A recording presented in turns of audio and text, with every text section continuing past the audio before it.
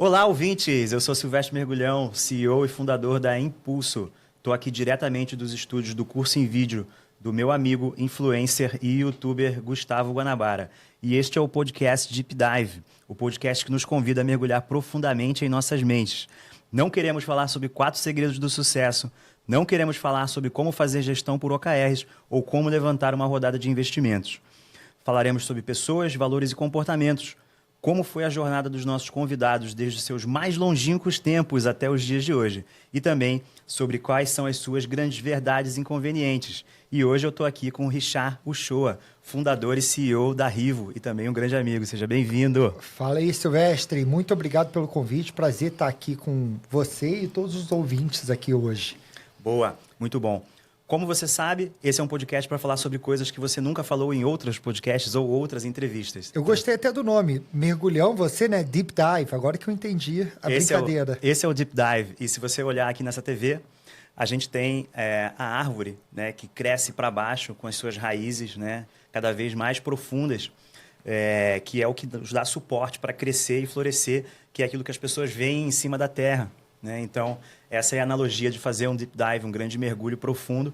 E a analogia da árvore ela é perfeita para isso, porque a gente cresce para baixo para depois se mostrar exuberante para o mundo aquilo que as pessoas veem. Gostei, hein? Profundo, gostei.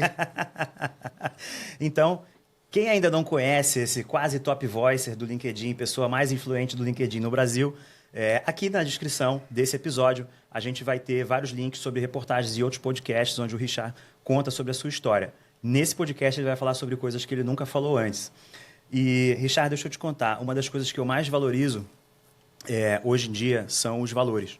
Eu, depois que identifiquei aqueles meus valores pessoais, eu consegui, primeiramente, avaliar o meu passado e perceber o quanto eu usei esses valores para a tomada de decisão, mesmo de forma inconsciente, e o quanto que depois de saber e conhecer esses valores exatamente, ficou muito mais fácil eu tomar decisões a partir de então, porque eu já sabendo aquilo que eu acabo valorizando, é muito fácil eu olhar nessa decisão aqui, sabendo que eu valorizo determinados valores, como que eu vou tomar essa decisão? E aí a minha vida passou a ser mais fácil depois de eu fazer essa análise. Então eu costumo começar sempre aqui falando sobre valores. Quais são os seus principais valores? Como que você usa eles para viver a sua vida? Como você avalia as decisões que você tomou no passado por isso? Que valores desses você acabou levando para a Rivo? Legal, muito bacana até a forma de começar pelos valores. Fiz um trabalho prévio aqui, já elenquei 3 valores aqui para falar um pouquinho. O primeiro eu botei eterno aprendiz. Então, a minha vida, né, quem entrar aí na minha bio vai ver que minha vida toda pautada no setor de educação. Então, eu acredito que, como Mandela falava, que a educação é a arma mais poderosa para mudar uma sociedade, e eu trago isso para a minha vida pessoal. Então, eu sempre estou buscando aprender, sempre estou buscando a me desenvolver. Fiz toda a trajetória tradicional de universidade, pós-graduação, mestrado, parei no mestrado. Mas, assim, isso para mim é o de menos, é a menos importante parte da formação. Mais importante é tudo que eu aprendi fora da sala de aula, lendo livros, podcast, audiobooks, cursos, viajo toda hora para fazer treinamentos. Então, para quem me conhece, sabe quanto eu invisto em aprendizagem, educação e na minha própria formação. Isso acaba sendo um dos valores da própria Rivo. Até pela sua existência e concepção, né? Sim, correto. Como falei, todo o background da família vem da área de educação. Outro que eu coloquei aqui é honrar os compromissos. Então, isso é um outro valor que a gente trabalha na Rivo. A Rivo é uma empresa de 200 colaboradores, todo mundo em home office, e o modelo home office só funciona se você honrar os seus compromissos. Você tem um combinado, você tem que cumprir aquele combinado. Só que isso, para mim, vai um pouco da minha criação. Né? Assim, falar que eu sou carioca e carioca honrar compromisso é difícil, né? Vamos combinar que não é característica típico de um carioca. A começar por chegar no horário. Chegar no horário. Não, isso não é uma brincadeira direta aqui, é uma questão generalizada. Posso contar uma história sobre isso também. Mas aí a questão do honrar compromisso, eu fui criado nos Estados Unidos, apesar de ser carioca, fui criado lá. E lá você tem uma cultura muito do combinado, de você chegar no horário, de você Foi exatamente essa experiência que eu tive quando eu fui trabalhar com americanos. E aí eu era completamente indisciplinado em relação a horários e eu só levava esporro. Então isso para eles... Porque o horário, o exemplo do horário, é você respeitar o tempo do outro. Então, se eu chego atrasado, eu estou falando que o meu tempo vale mais do que o seu. Você pode ficar esperando enquanto eu não estou aqui. Então, esse é o conceito do horário e qualquer outro compromisso. Então, eu sou muito certinho. Você combinou, está combinado, está na minha agenda, vai acontecer. E na empresa é a mesma coisa. Quando eu trabalho com meus colaboradores, eles honrando o compromisso, eu também, a gente combina alguma coisa, sabe? É o que combinou. O combinado não sai caro. Isso vai também para cliente. Então, a gente é a empresa que não tem espertinho. Não tem ninguém querendo ganhar vantagem em cima. Sabe, se a gente combinou uma coisa, mesmo que seja ruim para a empresa, mas foi combinado, a gente vai cumprir.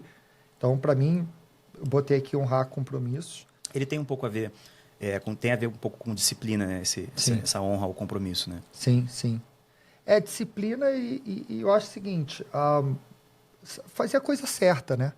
Você fazer certo, eu sou muito certinho, muito, sabe, não tento fazer nenhuma coisa errada, de se dar melhor cortando, tendo atalhos, sabe? Então, para mim, tem um pouco isso. E o último que eu botei aqui, eu botei liberdade. Então, liberdade, para também quem me conhece sabe quanto eu gosto de viajar, de ter liberdade. Mudei na pandemia o modelo da Revo para home office, primeiro por obrigação, mas a gente manteve assim, e muito por causa dessa liberdade. Eu quero poder viajar, quero poder estar com minhas filhas, quero poder trabalhar, quero poder... Então, essa liberdade, para mim, é importante. E isso acaba refletindo muito na forma que a gente gera as pessoas. Então, é a coisa. Na Revo, a gente estabelece o planejamento, estabelece as metas. Você vai ter liberdade de fazer da forma que você quiser, desde que você honre seus compromissos e, eterno aprendiz, você tem que estar sempre evoluindo. Então, eu vejo que esses três estão bem relacionados a mim e a forma que eu trabalho dentro da Revo.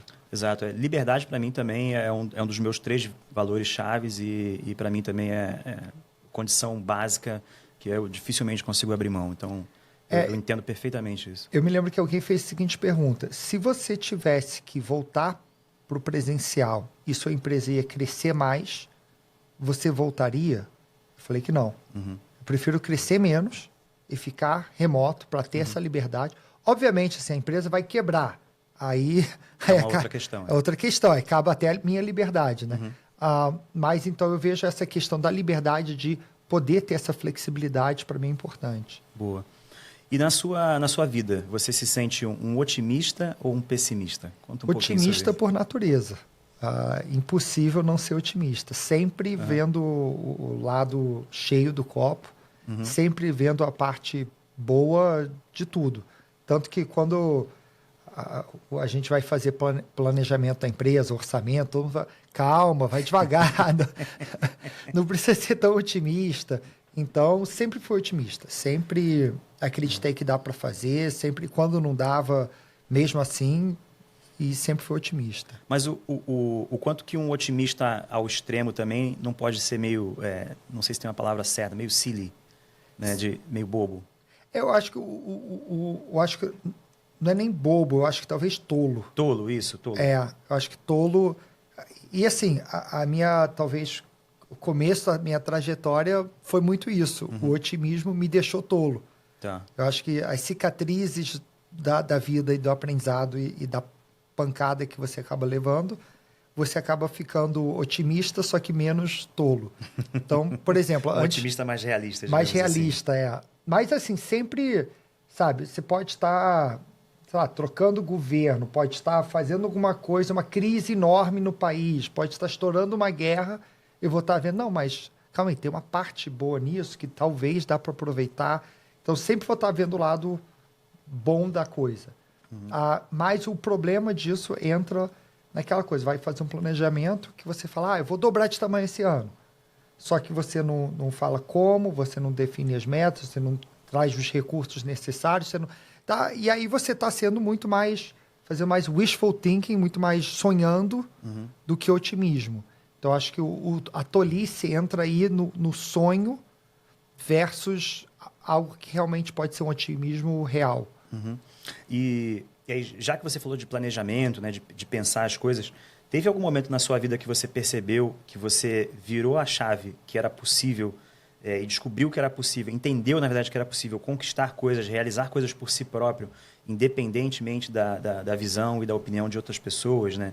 E isso se conecta um pouco com aquela frase muito conhecida, né? Não sabia que era impossível e aí foi lá e fez. E aí, como é que isso se conecta com esse planejamento que você falou agora? Então, quando você trabalha em uma empresa de tecnologia e faz muita inovação, tudo que a gente faz nunca foi feito, né? Tudo não, mas muita coisa que a gente vai inventar, vai desenvolver, projetos. Então, maior parte do modelo de trabalho da Revo acaba partindo daí. Então, dando exemplos, a gente já criou produtos que precisava de muito dinheiro para fazer e a gente fez sem dinheiro e deu super certo. A gente conseguiu inverter fluxo de pagamento, o cliente pagou e a gente conseguiu desenvolver um produto sem ter os recursos necessários. Então, esse é um exemplo que você olha o seguinte, é impossível fazer isso no modelo tradicional. Uhum. Então, tem várias situações. Uhum. E aí vai tanto vida pessoal quanto profissional. Uhum. Mas você consegue perceber na tua trajetória um momento em que você não necessariamente acreditava nisso e aí quando houve um chaveamento, assim, falou, caraca, como assim eu nunca percebi que era possível? Eu acho que tem alguns exemplos. Vou dar um exemplo. Quando eu saí do Brasil para fazer mestrado na Inglaterra, e aí, quando eu estava na Inglaterra, meu objetivo era voltar. Eu trabalho numa empresa familiar. Isso. Nessa época você não era empreendedor ainda? Não era. Eu era funcionário da empresa familiar. Uhum. Então, eu tinha 25 anos, não vou falar que era... Estava numa linha sucessória por ser empresa familiar, mas não estava no cargo de executivo, de CEO, nada disso. Não tinha sido você que criou, havia criado a empresa, né, e tudo mais. E além disso, eu era muito jovem, né? Se eu tivesse 40 anos, talvez eu estaria já na... Mas assim, o que eu quero dizer meu objetivo era fazer mestrado e voltar para a empresa familiar para continuar lá e crescendo lá dentro. No ano que eu estava lá, foi vendida a empresa. Então, não tinha mais como fazer isso daí. Então, eu pensei, eu vou voltar para o Brasil e vou montar a minha própria empresa. Mas empresa de quê? Como vai ser? Não fazia a mínima ideia. Então, o que eu fiz? Eu falei, eu vou trabalhar aqui na Inglaterra para conseguir aprender, ver, enfim, experimentar. E aí eu fui trabalhar numa empresa que eu recebi a seguinte proposta. A empresa ficava 4 horas da minha casa, então tinha que me mudar, não podia ficar indo e voltando. Salário zero, vale alimentação zero, vale refeição zero. Zero, enganado. Ficar trabalhando lá de graça, literalmente. Isso lá na Inglaterra? Na Inglaterra, Beleza.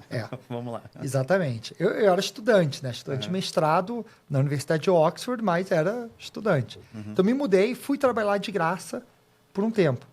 E aí, lá na empresa, eu vi, poxa, que legal. Eu gostaria de fazer uma empresa como essa quando eu voltar para o Brasil.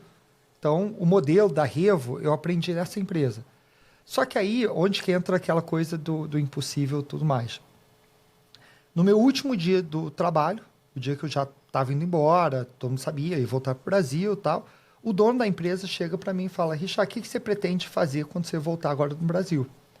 Eu falei, já não podia ser demitido mais. Então eu falei, eu pretendo abrir uma empresa igual a sua. E aí ele falou para mim, por que a gente não faz isso em conjunto? E aí, voltei para o Brasil, montei uma empresa, 1 ano depois, ele vira meu sócio. Então, sabe aquela coisa? Eu fui para lá com o objetivo de ir para uma empresa familiar, a empresa é vendida, saio de lá com mestrado em Oxford e com sócio inglês. Totalmente fora de qualquer cogitação Qualquer possível. Planejamento que você tivesse feito teria sido diferente. Teria sido diferente. Nunca podia imaginar que isso ia poder acontecer. Então, isso é um exemplo que seria impossível e acabou acontecendo. Totalmente excelente, eu adoro esses casos, porque eu ouço histórias, cara, todos nós empreendedores, eu ouço histórias e é impressionante como se repete, né, as histórias de que, assim, qualquer planejamento que eu teria feito na minha vida, isso não sou eu falando, são as histórias que eu ouço, né? Qualquer planejamento que eu tenha feito na minha vida teria sido diferente daquilo que efetivamente consegui executar, seja para pior ou para melhor ou para diferente, mas assim, nada nunca passa perto do que você eventualmente teria planejado. Isso é, isso é uma das coisas mais incríveis da vida, né? Tem a ver com a serendipidade também, Sim. né? De você, tá num lugar e as coisas eventualmente acontecem por você estar lá. É. Né? Não, e totalmente aleatório. Para ele também. Para ele também, ele até apostou em mim na época, eu tinha 25 anos, porque ele queria expandir fora da Inglaterra. E aí chega um brasileiro que poderia ser empreendedor, vindo de uma boa faculdade e tal. Ele vê, poxa, uma ótima oportunidade para fazer um primeiro braço fora da Inglaterra. Então, é aquela coisa, está no lugar certo. Só que isso jamais teria acontecido se eu não tivesse aceito um emprego para ganhar zero. Então, entra aí nessas coisas coisas que só acontecem porque você estava lá. E essa é a coisa da oportunidade, não é? Você tem que se abrir. Então, todo mundo, eu só quero isso, eu só seguir meu planejamento. Às vezes, você não sabe o que pode acontecer. E, bom, você é um cara... você não colocou nos seus valores, mas você é um cara extremamente realizador. Está sempre buscando o que fazer e fazendo coisas diferentes. Não à toa, mesmo antes de empreender, estava buscando ter uma realização ali, aprendendo no exterior para trazer esse conhecimento aqui para o Brasil, para a empresa familiar. E aí é que eu te faço a seguinte pergunta. Você conhece alguém da geração nem? Aquela que nem estuda e nem trabalha? Não. Conta aí sobre isso. Não conheço e quero distância deles. E até por que eu faço questão de falar que eu não conheço? Porque eu acredito que nós acabamos sendo reflexo de quem a gente... da onde a gente circula, dos nossos amigos, né? Sempre falo que você é as 5 pessoas mais próximas de você. Então, se você quer mudar de vida, você tem que estar diante das pessoas que querem ter a vida, quer dizer, que tem a vida que você quer ter. Né? Eu, quando morava nos Estados Unidos, estudei lá em escola pública grande, que tem todos os desafios de qualquer escola pública do mundo. Então, problemas de racismo, problemas de drogas, problemas de...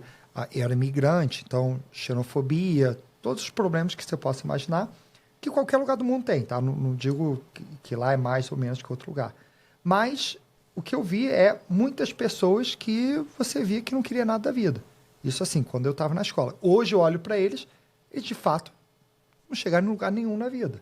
Então eu vejo, eu quero estar próximo de pessoas que estão indo no caminho que eu quero ir. Então, eu quero estar próximo de empresários como você, com vários outros amigos que eu tenho. Eu quero estar nos círculos e nos grupos de pessoas que estão conquistando e fazendo coisas que eu acho foda. Agora, pega alguém que é geração neném, certamente essa pessoa jamais estaria no meu círculo. E se eu conhecesse, o papo ia durar muito pouco, porque eu mesmo não ia me interessar. Então, não tenho, não conheço. O que fica para mim é essa conexão com os valores, né? Então, no seu caso, evolução, né? Como é que você chamou? Eterno aprendiz. Se colocar como eterno aprendiz, né? Que é aquilo que você está querendo sempre aprender alguma coisa nova. E, então, é o conceito de evolução, né? E evolução no sentido dos valores, né? E aí, quando você conhece alguém que não tem nem um pouco, né, desse valor perto de você, é uma pessoa que você acaba realmente não tendo conteúdo para trocar.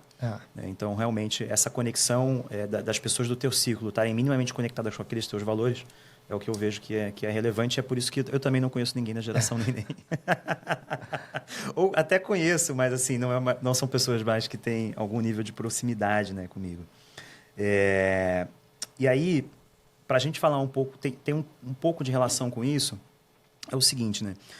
Os incomodados, eles devem realmente se mudar ou eles devem lutar por mudanças? E, nesse sentido, você se sentiu incomodado com o comportamento de determinadas pessoas, e aí você falou, vou me mudar. Né? Mas até que ponto a gente tem que se mudar de contexto, ou a gente tem que trabalhar para tentar mudar o contexto em que a gente está inserido? Quais são os limites? Né? E a gente tem inúmeros exemplos. Tem um exemplo que eu gosto de usar, que é um pouco duro, mas aqui a gente fala sobre verdades inconvenientes, né? E, então, por exemplo, lá no próprio Estados Unidos, né? Eu não sou um profundo conhecedor dos Estados Unidos, tá? Mas eu conheço algumas coisas. E uma das coisas que eu sei é que as leis estaduais lá, os estados são muito mais independentes do que aqui no Brasil, por exemplo, né? E você tem estados que têm pena de morte, estados que não têm pena de morte. E não é incomum, eu já ouvi histórias de americanos assim, não, naquele estado eu não piso. Porque aquele estado tem pena de morte, a pessoa é contra a pena de morte, ou tem medo de, enfim, fazer alguma cagada e ser condenado à morte. né? E ele fala, não, naquele estado eu não piso. Então, é uma pessoa que assim, cara, não vou me mudar para lá para tentar mudar aquele estado. Ou se eu moro num estado com pena de morte e eu sou contra, eu sou o primeiro a me mudar daqui. Não vou ficar fazendo bandeira de vamos mudar e acabar com a pena de morte, sendo que a pena de morte está instituída aqui nesse estado há 200 anos. Enfim, conta aí um pouquinho sobre isso. Eu acho que tem algumas questões que valem a pena lutar e outras não. Outras não, que é o seguinte... Se é algo que... Vou dar um exemplo. Você é contra o Putin e você mora na Rússia.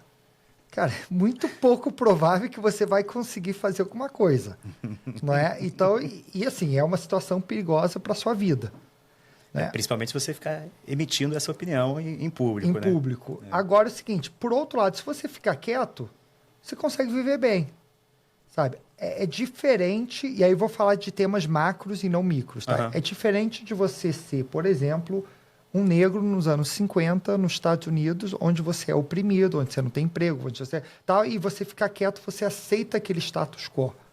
Então, nesse caso, onde você é um negro nos anos 50 nos Estados Unidos, e você fala, não, eu preciso mudar isso para o futuro dos meus filhos. Isso pode valer até a minha vida.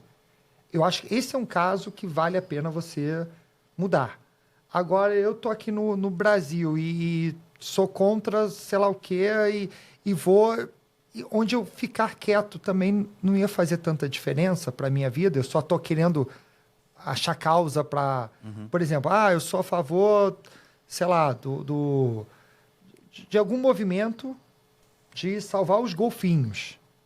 Tá bom, mas isso não vai custar minha vida. Mas se custasse, talvez eu escolheria outro movimento. Agora, se eu fosse um golfinho, não. Eu certamente eu embarcaria nesse movimento. Então, acho que depende, você tem que fazer escolhas. O que eu vejo é que pessoas são muito radicais. Vou dar um bom exemplo. Lula, Bolsonaro. Cara, assim, eu acho um péssimo, um outro eu acho menos mal. Mas, assim, eu não vou me envolver nessa briga. Porque, cara, eu tenho que tocar meu negócio, eu tenho outras coisas para fazer, eu não vou mudar. E não só que eu não quero entrar em política, eu não quero ser uma pessoa que vai ficar cuidando disso. Agora, se o Brasil virar uma Venezuela, talvez eu me mude. Não vai comprar essa briga. Não vou comprar essa briga. Não compraria. Talvez eu me mudaria, porque eu também não acho que eu quero ser a pessoa que vai resolver esse problema. Então, acho que você tem que tomar essa decisão. Se você quer mudar isso... ou se você pode conviver com isso, ou se mudar. Eu acho que tem uns 3 casos que são aceitáveis. Depende muito... Agora, se você é um perseguido político, tal, aí você vai ter que, talvez, ou se mudar ou querer mudar. A gente teve aqui a nossa década de 60, 70 e 80, né, onde muita gente se mudou de fato, né, por pressão do próprio governo, né, ou por simplesmente medo de, não, deixa eu me mudar antes que dê merda. Eu acho que depende quanto que essa luta afeta você. Eu acho que não tem resposta certa e o quanto e que errada. afeta seus valores também, né? Legal. Então, você falou um pouquinho de Brasil, vamos aprofundar um pouco mais, né?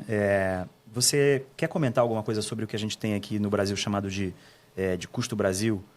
E é isso, a gente sabe que envolve muita coisa, envolve tributário, envolve trabalhista, horas necessárias para cálculos infinitos, que a gente sabe que é maior do que outro país e tudo mais. E você tem experiência ou conhecimento sobre como as coisas funcionam em outros países, para a gente poder fazer um comparativo a gente é realmente, enquanto Brasil, muito mais complexo que o resto do mundo, ou se isso aqui não é também uma síndrome de vira-lata quando a gente está olhando para si próprio, comparando a gente com o mundo, sendo que, eventualmente, outros lugares do mundo também se acham muito complexos ou também são muito complexos? Então, eu acho... Primeiro, o Brasil é complexo, sem dúvida. É provavelmente um dos mais complexos do mundo, tributário. Tem várias questões aí, trabalhista, tudo mais. Mas, assim, é complexo para mim, para você e para qualquer um que está empreendendo no Brasil. Então, nos Estados Unidos, eu conheço bem os Estados Unidos, tenho empresa lá, faço empreendimento lá, em outra área. Lá é muito fácil. É muito fácil abrir uma empresa, é muito fácil você assinar um contrato, pegar empréstimo, montar um negócio e sair executando. Muito fácil. Lei trabalhista é fácil, você manda embora, a pessoa fica até aquele horário e tal. Isso aqui é fácil para todo mundo. Então, por outro lado, você quer empreender na área de tecnologia. Cara, Cara, lá você está competindo com o Mark Zuckerberg da vida. Aqui não tem Mark Zuckerberg da vida para competir. Então, tem uma diferença também de competitividade que toda essa burocracia que você falou, por um lado, cria muito protecionismo. Por um lado, um bom exemplo disso, vai no shopping no Brasil, vê as lojas que você tem. Você vai ter uns 15%, 20% internacional, o resto tudo brasileiro. Vai para uma loja nos Estados Unidos, na Europa, na Ásia, todas as lojas são iguais. Por quê? Porque são lojas americanas, europeias, que se multiplicam no mundo inteiro, só que aquele país não consegue desenvolver sua própria cadeia de lojas, porque é muito fácil qualquer um entrar. Aí, quando entra um americano que é mais eficiente, que é mais estudou mais, tem mais dinheiro, tem mais tudo, ele entra arrebentando todo mundo. Aqui no Brasil ele não consegue. Aqui no Brasil... O buraco é mais embaixo. O buraco é mais embaixo. Só que, por outro lado, a quantidade de lojas que tem aqui que são só brasileiras, se fosse tão mais simples, talvez nem existiriam. Então, eu acho que o Brasil é complexo. A gente entende o Brasil, às vezes. Às vezes nem não. Sempre, né? Nem sempre. Mas, por outro lado, a gente entende que nem sempre entende. A gente entende que as coisas mudam. A gente entende que sempre tem um jeito. Sempre... O passado, às vezes, pode ser incerto. né? Até o passado é incerto, exatamente. Isso cria vantagens para quem é brasileiro. Então, você quer empreender em qualquer setor no Brasil, sendo brasileiro é muito mais fácil do que sendo gringo. E aí, a gente entendendo isso, tem que levar isso para a sua vantagem. E a coisa, é difícil para você e o seu concorrente. Então, até o próprio brasileiro, o concorrente, é difícil. E como aqui a escolaridade é baixa, as pessoas não têm muito estudo, as pessoas não estudam, né, não se desenvolvem, não se atualizam, cara, se você consegue ficar um pouco acima da média, que vamos combinar, não é tão difícil, você já começa a se destacar. Agora, nos Estados Unidos, cara, vai tentar acompanhar a média, uma média boa, né? Não vou dizer aquele redneck americano, mas assim, uma média de negócios lá, um executivo médio, cara, você vai ver que o cara, o pessoal lá, as coisas que eles fazem é muito mais complexo. Então, eu vejo que o Brasil é difícil, é complexo, mas, como eu falei no começo, sou um otimista. Então, vejo o lado cheio do copo, que é falar, cara, usei só a nossa vantagem. Boa. E como a gente está falando de Brasil aqui, sou apenas eu ou você também acha que, em geral, no Brasil as coisas são muito paternalistas? Na verdade, no mundo todo, mas sobretudo no Brasil. E eu acho que é importante a gente explicar um pouquinho o conceito, né, do que é ser paternalista, se você puder falar sobre ele. E como lidar, né, com esse contraditório, né, de muitas pessoas desejarem ter muita certeza, né, mas também liberdade ao mesmo tempo. Os adultos, de fato, eles são adultos ou são apenas crianças mimadas que cresceram? Eu acho que muitas são crianças mimadas que cresceram. O brasileiro tem dificuldade de dizer não. Né? Bom, isso é bem verdade. Então, você pede... O carioca é um bom exemplo. Você tem sexta-feira à noite, você vai sair. Você começa a sexta-feira já com 3 programas que você está confirmado que você vai.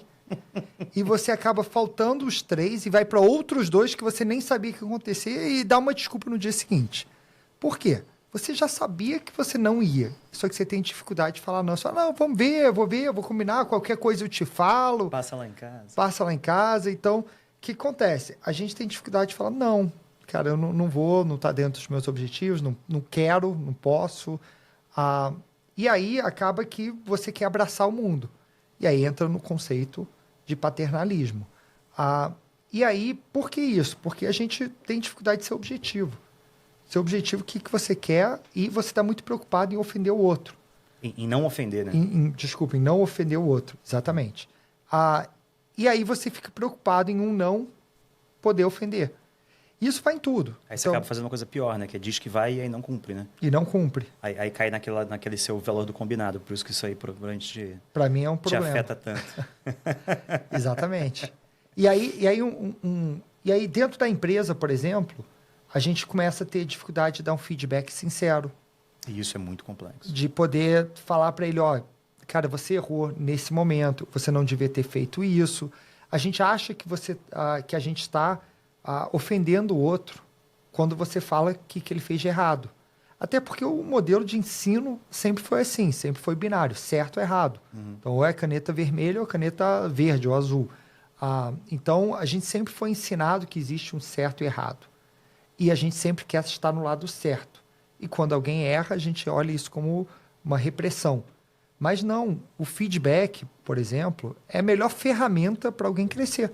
Então, se você mostra para a pessoa, eu acho que isso aqui foi errado por causa disso, você está dando um presente para ela, que é, olha, você pode melhorar. Principalmente se estiver conectado esse feedback com os valores da companhia, Sim. né, com aquilo que a companhia valoriza. Sim, Né? sim. E aí você consegue dar um feedback direto no valor e aquilo passa a ser uma coisa... O valor efetivamente executado é uma coisa viva dentro da empresa, passa a ser cultura. Né? Sim, exatamente. Então, eu vejo que essa parte... E aí, isso aí acaba tendo dificuldade em gerar meritocracia. Então, pô, eu gosto do Silvestre, pô, o cara está tanto tempo aqui na empresa, deixa eu promover ele está merecendo. Não, merecer tem a ver com resultado. O que está gerando de resultado? O que está gerando de entrega? Então, como não é objetivo, como não consegue dar feedback, como não consegue... Você acaba não conseguindo, de fato, ter meritocracia na empresa. Então, e aí várias coisas que vão nesse sentido. Quando você vai para falar com o americano, ele fala não na sua cara. Eu me lembro uma vez, vou dar um exemplo que é um pouco chulo, mas o meu sócio inglês, uma vez, eu fui reclamar para ele de alguma coisa, que alguma coisa combinado não funcionou. Ele falou o seguinte para mim, você quer que eu limpe sua bunda? Porra, cara, resolve você, sabe? Isso é um problema que você tem que resolver. E aí para mim foi um pouco choque. Porque... E ele falou literalmente usando essas palavras. Ele falou, do you want me to wipe your ass? Entendi. Então... Maravilhoso. E aí você leva aquele choque, mas para ele tá certo. Ele fala, cara, resolve, se vira, não é? Então, e ele tem um pouco essa coisa de ser mais direto, de poder falar o que pensa. A gente, no Brasil, não tem tanto isso. Mas aí isso entra muito nessa... Mas e na parte do paternalismo em si, daquele desejo por ter muitos direitos, Sim. mais liberdades ao mesmo tempo, que aí entra nas contradições. Eu vejo o seguinte, voltando um pouco para a política, só que econômica, tá?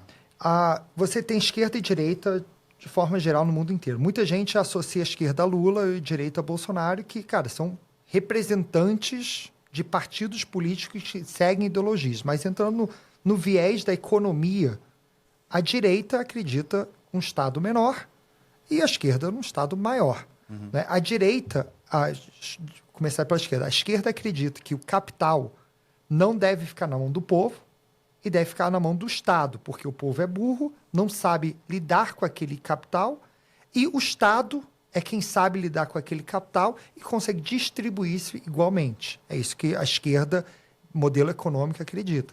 A direita acredita o contrário. O povo tem mais inteligência de como lidar com seu dinheiro e o Estado é burro e incompetente em lidar com seu dinheiro. Então, o dinheiro tem que ficar na mão do povo. Então, essas são grandes, assim, bem macro, diferenças entre esquerda e direita. A questão da esquerda entra muito nesse paternalismo, que é o Estado cuida de você. O Estado sabe o que fazer com o seu capital e o Estado vai te dar os direitos porque você não consegue fazer isso. O exemplo clássico é o FGTS. O FGTS nada mais é do que, você tem 8% do seu salário que você não vê e o Estado cuida disso. E INSS, 20% do seu salário você não vê, o Estado cuida disso quando você se aposentar. Então, tudo isso é o Estado, o vale alimentação. Nada mais é do que você não sabe gerir o dinheiro, então o Estado tem que falar que tem uma poupança voltado para comida, outra poupança voltado para transporte, para isso. Tá? É sempre o Estado ditando ao povo como que ele tem que gastar o dinheiro. Não é muito mais fácil você pega isso num bolo enorme e dá um cheque para a pessoa e ela sabe o que fazer com isso? Então, esse é o modelo da direita. A direita fala, não tem vale alimentação, vale transporte, não tem isso, não tem aquilo, tal. Só que você tem liberdade de definir como que você lida com o seu dinheiro. O que acontece quando você tem esse caso? Os salários sobem, porque você gera muita competitividade. E aí cada um vai gastar o dinheiro como quer, Os salários, o exemplo disso é os Estados Unidos. Os salários são bem mais altos do que a média até europeia. Não é? Você vai ter alguns países que podem destoar, mas, em média, os Estados Unidos têm salários mais altos. Só que lá não tem nem licença maternidade.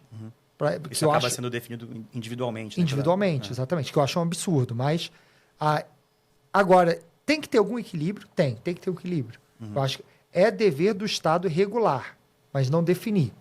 Então, o Estado tem que definir salário mínimo, por exemplo. Caso, eu acho que licença maternidade, eu acho que é uma continuidade da espécie humana, não é? É uma coisa muito mais ampla do que só direitos trabalhistas. Mas eu acho que cabe o Estado regular e não cabe o Estado competir e definir. Por exemplo, no Brasil, o Estado produz petróleo. Faz sentido? É papel do Estado produzir petróleo? É papel do Estado ter, sei lá, hotel, ter... Não é papel. Ele tem que regular as indústrias e as formas trabalhistas, mas não definir e ter um papel tão forte. Exato. E dentro das nossas empresas, assim, o quanto que essa questão mercadológica, né, impacta nas pessoas, né? Porque acaba que as pessoas estão acostumadas, né, com essa forma de lidar. Né? Você tem filhos também, Sim. né? Provavelmente suas crianças já brigaram entre si, Sim. né? E você já teve momentos em que você falou, se resolva vocês dois você se resolva com a sua irmã, por favor. Ou você vai lá e tem que intervir para fazer a mediação. E por que eu digo isso? Por que eu faço essa pergunta? Porque nas nossas empresas, em muitos casos, eu já fui chamado a resolver conversas entre outros funcionários. Né? E eu, assim, gente, eu tenho que tratar vocês como adultos. Vocês sentam para se resolver e resolvam entre vocês. Sobre as minhas filhas tem uma diferença de 5 anos, então a mais velha sempre vai ganhar. É muito grande essa diferença. Até porque a outra tem 4, ainda não tem essa capacidade. Ainda não tá. Talvez Beleza. quando ficar mais velha, sim. Vai chegar lá. Vai chegar lá.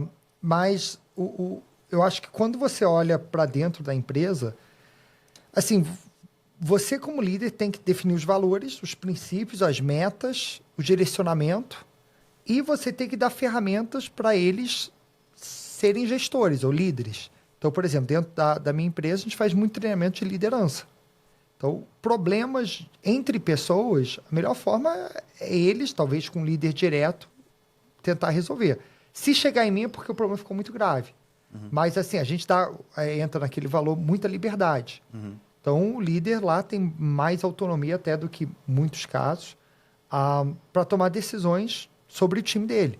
Até porque eu falo o seguinte, se ele tiver um problema com alguém do time e eu demitir, eu que me torno responsável por aquilo. Sim, Então, ele tem que ter autonomia para definir o time dele, quem que ele quer trabalhar. Às vezes vai cometer uma injustiça, vai. Se cometer muita injustiça, é papel meu tirar o líder, não o funcionário. Claro. Então, eu não entro muito na questão dos problemas de pessoas diretamente. Mas, assim, o que a gente cria são ferramentas. Então, avaliação de desempenho, feedback, tem que ter one-on-ones. A gente tem todos os processos definidos para ter um bom ambiente de gestão de pessoas e como liderar outras pessoas. Boa. E você falou agora de uma palavra chave para mim, skills, né? Então vamos falar dos mad skills. Os skills loucos, daqueles skills que a gente traz de coisas aleatórias da nossa vida, seja hobby, seja coisas que a gente faz fora do ambiente de trabalho, e que quando a gente traz para o ambiente de trabalho, essas skills se mostram extremamente relevantes. Você tem hobbies que te proporcionaram ter essas mad skills, algumas mad skills que você conseguiu trazer para o teu ambiente de trabalho e você consegue ver os impactos dela no teu dia a dia? Então, tentando relacionar com meus hobbies, não sei, mas assim, tenho várias skills, mad skills, assim. Mad skills. Que uma delas, assim, é criatividade. Eu sou uma pessoa criativa. Então, sempre estou pensando em coisas novas, em pensar fora da caixa. E aí, talvez, possa linkar com um hobby. Um hobby meu é escrever nas redes sociais, né? Para quem me segue, sabe que eu gero muito conteúdo nas redes sociais. E eu sempre estou me desafiando a ser cada vez mais criativo. Então, ter uma escrita mais criativa, ter um storytelling, criar enredos. Estou começando agora a gravar vídeos que eu estou encenando dentro dos vídeos. Então, hard skill minha entra muito a criatividade. Você entra com um problema, para mim, eu vou achar uma forma totalmente fora da caixa para resolver aquilo. Então, isso é uma. Outra é aprender, como falei, que entra o valor de eterno aprendiz. Estou sempre estudando, estou sempre lendo, estou sempre... Você vai na academia, pega o headphone de qualquer pessoa, tá todo mundo ouvindo música. O meu é livro. Estou ouvindo audiobook, sabe? Devoro vários audiobooks por mês, porque eu estou toda hora aprendendo. No carro, audiobook, podcast. Então, toda hora buscando conteúdo. Então, essa parte de aprendizagem. Eu também, deixa eu ver, a parte de comunicação, de falar, de me expressar, né? Eu falo muito, me comunico bastante. E aí entra coisa de negociação, entra... então, algumas habilidades, que aí volta lá para a história lá dos meus sócios da Inglaterra. Com certeza, essas habilidades, eles foram captando, né, a criatividade, a habilidade de comunicação e tal, que eles mesmos se convenceram que eu seria um sócio ideal para eles em outro país. Muito legal, cara. E olhando para trás, né, na sua jornada, é possível que você tenha recebido conselhos ou conhecimentos, né, de alguém que te marcou, né? Quais desses conselhos aí são mais valiosos, esses que você recebeu ao longo da sua jornada, que você eventualmente gostaria de compartilhar? Tem alguns, tem vários.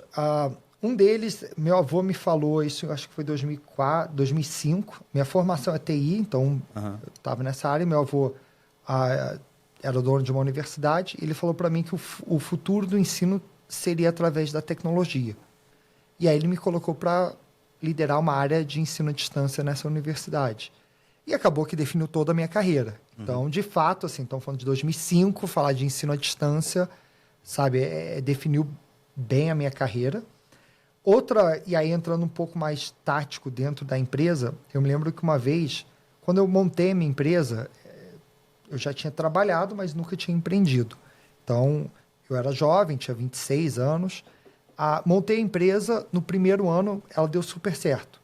Então, ela foi de 0 a 60 funcionários em um ano. Então, parecia maravilhoso. Só que estava dando tudo errado. Por quê? A empresa era um caos, não tinha gestão, não tinha liderança, não tinha... Sabe, tudo que você tem que ter dentro de uma empresa, a gente não tinha, de fato. E aí, uma das coisas que eu errei naquele momento, e aí eu vou trazer o que a pessoa me contou, foi que eu contratei pessoas muito júniores. Então, eu olhei para pessoas muito baseado no salário e não quanto ela traz de retorno. E aí, na época, eu falei com um empreendedor, que ele é um empreendedor serial, mas eu nem lembro o nome dele. Mas ele me falou uma frase que me marcou bastante. Ele falou o seguinte: demita todo o seu time e contrate metade das pessoas ganhando o dobro. E aí foi o momento que eu entendi a importância de ter pessoas boas. E que pessoas boas custam caro.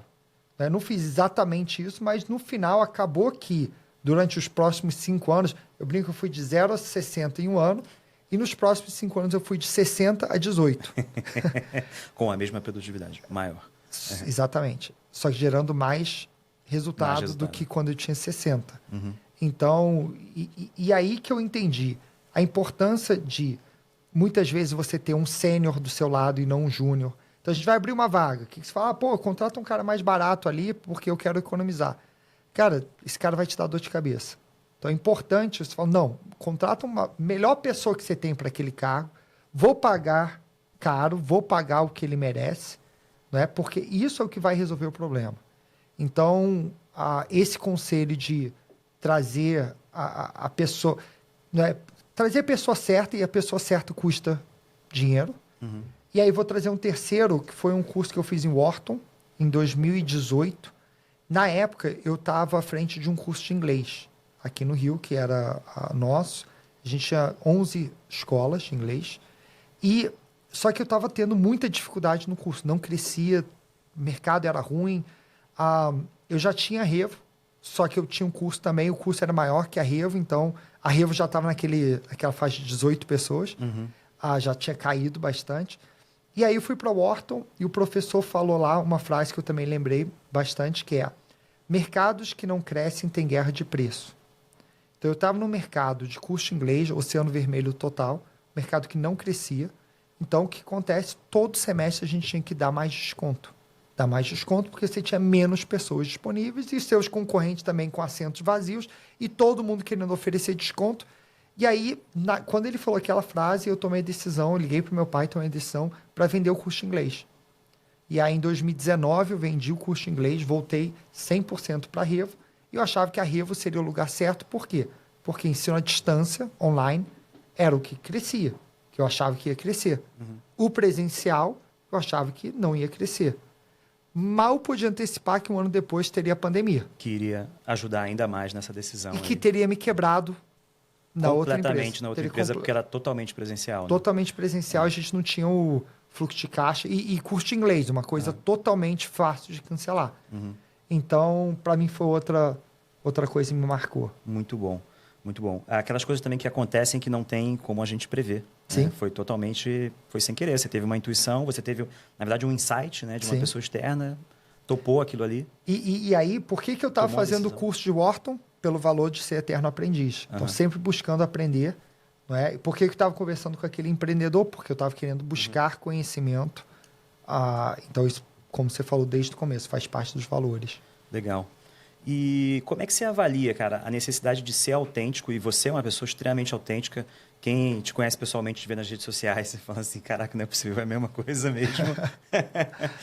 Com algumas necessidades que a gente tem como líder, né? E como é que você faz esse balanço? Algumas coisas podem ser contraditórias nesse trajeto. Hein? Eu tenho algumas necessidades em ser líder, mas isso pode ser contraditório com eu desenvolver toda a minha autenticidade. Então, eu acho o seguinte, tem coisas da autenticidade que você não pode trazer, que fazem parte da estratégia do negócio. Então, eu vou abrir uma nova unidade, vou fazer alguma coisa, tal. Tem coisas de estratégia de negócio que, de fato, você não pode sair falando para todo mundo. Fazem parte da sua estratégia. Agora, quando você vai para o líder, como que você consegue convencer o outro que você está falando a verdade? Ele tem que ter empatia. Ele só vai sentir empatia se você estiver sendo transparente. Se ele sentir que está falando com você de fato e não uma máscara sua. E para isso você tem que mostrar vulnerabilidade. Então você tem que mostrar o seguinte, que você erra, que você também tem dúvidas, que você também, sabe, não tem certeza se é o certo, mas estamos juntos, vamos abraçar a causa e vamos descobrir o que vai ser. E assim, eu tenho um pouco essa transparência, às vezes até em excesso, porque assim, honestamente, eu não acho que eu tenho que provar nada a ninguém, a não ser eu. Então, eu não estou nem aí se você acha, né, tirando assim, o cliente precisa me achar confiável para fazer negócio, tá? Mas assim, eu não estou aqui para te impressionar, não estou aqui para você me achar o máximo, e aí então eu não acho que eu tenho que ficar te enrolando. Não tem que fingir que eu tenho um carro melhor do que o seu, que eu faço as coisas melhores, que eu entendo mais de vinho que você. Então eu falo, cara, realmente eu não entendo nada de vinho, me ensina. Porque eu estou aqui mais para aprender do que para ficar ensinando. Isso é um desapego do ego também, né? Sim. Que eu vejo que é uma questão que atinge aí muitas pessoas, né? Sim. Um apego muito grande, né, ao próprio ego. Só que eu vejo muito assim, o apego ao ego entra muito em falta de confiança. A pessoa não tem confiança própria, tem muitas dúvidas e ele se apega ao ego para ter certeza. Então, ele não sabe se isso está certo ou errado, mas ele bate na mesa e fala, não, é assim porque eu sempre fiz assim, tal, porque ele não quer mostrar que ele não sabe. Ou que eventualmente ele pode estar errado. Né? Ou que ele pode estar errado, exatamente. E em muitos casos ele mesmo já sabe que está errado, só que não abre mão, né, de tentar mostrar que está certo. É.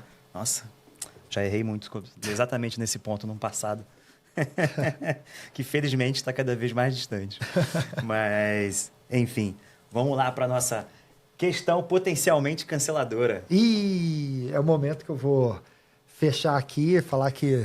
Não, brincadeira. Vamos lá, temos todo o tempo do mundo para te ouvir. Momento cancelador. Nossa, tem tantos, não é? Não. Eu acho que vou trazer um que é... Não é que é polêmico ou não, mas tem a ver um pouco com as minhas estratégias de redes sociais, tá? Vou falar baixinho. Beleza, ninguém vai te ouvir. Tá. Fica tranquilo. O que eu escrevo lá é estratégico. O que eu escrevo na rede social. Não quer dizer que não seja autêntico. mas tem uma estratégia por trás.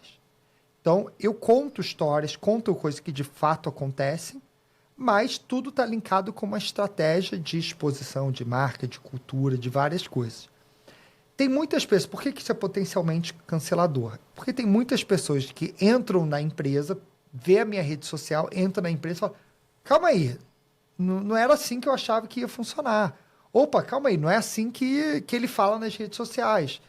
E aí, qual é essa diferença? Como eu falei, a autenticidade é exatamente aquilo. Só que assim, cara, a gente trabalha muito. A gente rala muito, tem que cumprir entrega, vai ter horas que vai ter estresse, que tem horas que o bicho pega. E a pessoa acaba vendo os meus posts e vê o quê? Eu viajando, eu, sei lá onde, numa praia em Punta Cana, trabalhando em home office. Com o notebook aberto. Com o notebook aberto. Então, só vê a parte boa. Conheço. Então, esses meus posts acabam atraindo uma visão que a empresa é perfeita, que é tudo ótimo, que tudo funciona, que, assim, tem muitas coisas boas. Como eu falei, tudo é autêntico. Mas, cara, eu vou dar um exemplo prático. A gente teve que demitir um cara em 15 dias. Ele entrou na empresa... Contratou e demitiu em 15 dias. Porque ele não fazia nada. Ele achava que... Não, home office, eu tenho liberdade. Posso trabalhar a hora que quiser. Não, eu estava no médico, eu estava levando meu filho na escola, eu estava fazendo isso, falei, cara, e trabalho? Não, vou dar um exemplo. Teve um cara que chegou 10, 15 dias depois de contratado, decide passar 2 meses no Canadá. E aí, tudo bem. Mas e a entrega? O problema foi que ele foi para o Canadá e não entregou. E ele achava que estava de home office lá e não precisava entregar, não precisava Esse cara ainda ficou alguns meses, mas o caso que ficou 15 dias, o cara literalmente não apareceu para nada. 15 dias me mandou embora, deu feedback, tal. E aí ele se achou um injustiçado porque os meus posts não falavam nada disso nas redes sociais. Então, e acontece muito. E você ainda podia ser realmente cancelado, porque ele podia vir chegar no LinkedIn lá. Não, e vai acontecer. Twitter. Isso eu já tenho ciência que algum dia alguém vai sair da empresa, vai detonar a empresa na rede social. E, novamente, não é que a gente não faz. Não é que a gente não dá liberdade, não tem várias coisas que é bem diferente. Mas eu faço o seguinte, a gente é uma empresa, a gente tem que dar lucro, tem que dar resultado. As pessoas são medidas, têm metas diárias, pessoas têm que cumprir metas diárias, né? Entra no honrar o compromisso e tem que entregar. Agora, como você vai entregar? Quando? Você vai levar seu filho na escola e vai trabalhar um pouco mais tarde, se você quer ir para a academia na hora do almoço e você faz se você quiser, desde que você entregue o combinado. E toda a parte de conteúdo que eu gero tem a ver com estratégia de engajamento, a forma que eu escrevo, a forma que eu trago assuntos, conteúdos tal, tem a ver com isso. Agora, a pessoa entra achando que ali é o país das maravilhas, né? Que é tudo perfeito. Não à toa foi categorizado aí como o mais influente do Brasil, né? É verdade. Hoje eu sou o maior influenciador de LinkedIn do Brasil. Então, aqui a gente está chegando no final. Compartilha com a gente algumas, se você quiser mais de uma, experiências aí de fracasso que podem ser interessantes aí para o nosso público. De fracasso tem muitas. Nossa, quanto tempo a gente tem? Vou dar um exemplo que é bem recente. Vamos lá. Ano passado, a gente decidiu... Assim, a Revo, só para contextualizar, a gente faz ensino corporativo, a gente faz treinamento online para grandes empresas. E a gente decidiu escalar isso para pequenas e médias empresas. Então, modelo que você vê, poxa, faz total sentido. Então, eu vendo software de treinamento, eu tenho vários cursos, vou pegar isso, vou empacotar isso de uma outra forma e vender isso, em vez de para centenas de empresas, para milhares. O que eu fiz? Contratei uma força de vendas enorme, botei 8, 10 vendedores novos, todos vendedores mais júniores, comecei a investir em tráfego, comecei a investir acho que 50 mil por mês para gerar leads, comecei a fazer várias coisas, comprar listas, contratei gerentes comerciais, cara, eu gastei uma grana, e deu errado. E não deu certo. E foi um mega fracasso, a gente teve um prejuízo enorme por causa disso. E o principal motivo que a gente entendeu, que o nosso modelo é voltado para grandes empresas. Então, as pequenas e médias empresas não têm as dores e não têm a maturidade suficiente para contratar os nossos serviços. Então, só que assim, penou muito. Porque além do fracasso financeiro, que foi grande, a gente teve que demitir gente. Teve que recuar, voltar atrás, desfazer projetos, de fazer contratos, tirar fornecedores. Então, o ano passado foi um ano de muitos aprendizados, até que lá para julho, agosto, setembro, a gente decidiu, não, para tudo isso, e vamos focar no nosso ICP, que é o cliente ideal. Você fugiu do seu ICP, né? Tentou achar... Tentar escalar. Tentou criar um novo mercado, achar um novo ICP. Isso muito por causa, assim, você vai para... A gente é uma empresa bootstrap, né? A gente, hoje, dando contexto, os ingleses saíram da sociedade, mas somos uma empresa 100% brasileira com sócios, 3 pessoas físicas. E então a gente começou a olhar, poxa, como que eu atraio investimento? Como eu atraio VC, né? Como que eu vou trazer um sócio? Pô, VC quer escala, VC quer que a gente entre e saia crescendo múltiplos absurdos. Não vou fazer isso no mercado de grandes empresas, vou tentar fazer isso nas pequenas e médias, porque se isso der certo... Então, toda a estratégia era essa. Aí, deu super errado. E no final das contas, a gente não atraiu VC. A gente sabe que isso pode acontecer. Bom, e quem você acha brilhante que eu deveria convidar para participar desse papo aqui, assim como você hoje, falando sobre esses assuntos, sempre conectado com os nossos valores? Tenho várias pessoas para indicar, deixa eu ver. Cita alguns aí. O Rodolfo Sanson, acho que é um cara bem profundo quando você fala de valores, quando você fala de vários assuntos que você tocou aqui. Outro que eu gosto bastante é o Arapuã, da Uniswan. Então, são 2 nomes aí para você refletir. Boa, maravilhoso. Tá ligado que eu vou convidar vocês, né? Então, se liguem aí. Então, estamos chegando aqui no final, Richard. Cara, muito obrigado de verdade. Show, obrigado, por ter aceito esse convite. Foi um prazer. Aprendi pra caraca aqui. É incrível como, ao entrevistar, ao conversar, numa conversa franca, né? E, sobretudo, com pessoas que já têm alguma relação, eu consigo aprender tanto, assim. É realmente impressionante. E para quem não sabe ainda, a Impulso é uma People Tech, né, especializada no aumento da capacidade e produtividade das empresas tech. A gente tem um livro chamado Sentir e Responder, que a gente trouxe aqui para o Brasil com exclusividade pela Impulso. O livro está aparecendo aqui na tela. É o livro que eu costumo dizer que todo gestor deveria ter lido antes da pandemia começar e, eventualmente, as empresas estariam um pouco mais preparadas para ter passado por aquele momento tão grave. Faz aí seu jabá e suas palavras finais. Não, agradecer, assim, eu gostei muito do formato, as perguntas, né? A gente está acostumado a participar de podcast, falar da carreira, da empresa, tal. Então, obrigado aí pelo convite. E quem quiser aí seguir nas redes sociais, @RichardoShoa, estou nas principais plataformas aí, falando muito de liderança, empreendedorismo, negócios, enfim. Boa. Obrigado, gente. Até mais. Até a próxima.